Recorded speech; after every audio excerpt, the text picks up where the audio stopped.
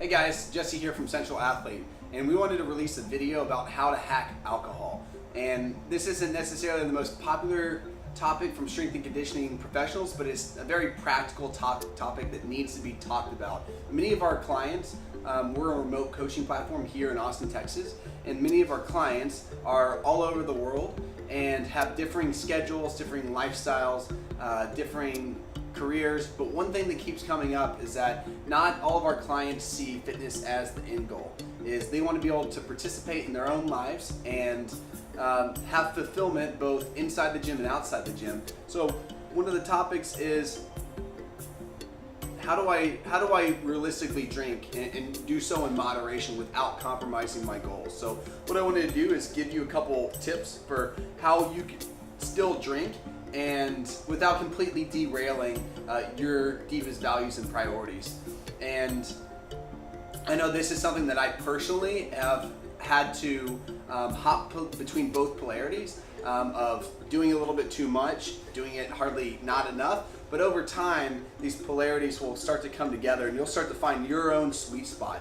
And this is really a journey for most people. So one of the biggest things we want to do is we don't want our clients to completely derail their routine and schedule.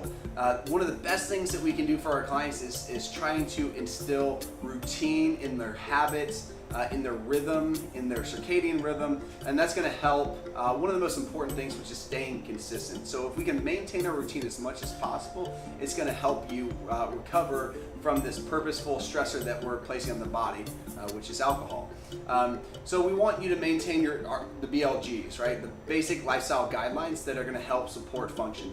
And one of the biggest ones that I want clients to consider doing is drinking half your body weight in ounces and doing so before you ingest any alcohol, right? So if I weigh 200 pounds, I need to ingest about 100 ounces of water, which is a considerable amount of water before I drink. The second BLG that I want people to consider doing is eating enough protein. So we're filled up with good, healthy, quality sources of protein. That's going to help us feel fuller longer, and it's actually going to probably decrease the amount of booze that we're going to drink, and it's going to decrease the rate of absorption. The next one is getting some sunlight as well as some movement throughout the day. And if you hit those 4 habits, that's going to be a great starting point to minimizing the effects of booze. Really, where it gets people is where they haven't had anything to drink, they haven't moved at all, and then it seems to really hit them, and they feel lethargic for not just that day but also days after. We want you to not only get a good quality protein meal, but a good balanced protein, fat, and carbohydrate meal before you drink. Again, it's going to delay the absorption of the alcohol into the system, and it's not going to affect you as much if you did not have that meal. Another framework we like to give our clients is you need to have one less drink of water than you do alcoholic drinks. So if I had 5 alcoholic beverages, subtract 1, which would be 4, and I want to have 4 waters. So I have a drink, an alcoholic drink, a water. I have an alcoholic drink and a water. So you should have 1 less than you have for alcoholic drinks. In addition to that, you always need to make sure that you have water before your bed. Roughly 20 ounces of water is a great starting point to just minimizing the effects of dehydration. And that's really what most people feel when they're hungover, is the booze really exacerbates dehydration, and that's more so what you're feeling. One of our favorite drinks that we want our clients to drink is going to be tequila plus topo plus lime. So you have some booze in there, you have a little carbonation, so you kind of feel full, feel like you're getting something, and then the lime just really balances it out. But what we want to avoid is sugary drinks like Sex on the Beach, like fruit roll-ups. Man, it's been a while, but avoid sugary drinks as much as possible, or have 1 or 2 and try to move to something a little bit more beneficial.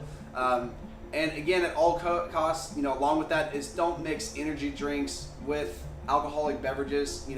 Having a kind of a stimulant with a depressant just will confuse the system and make things go haywire a little bit more.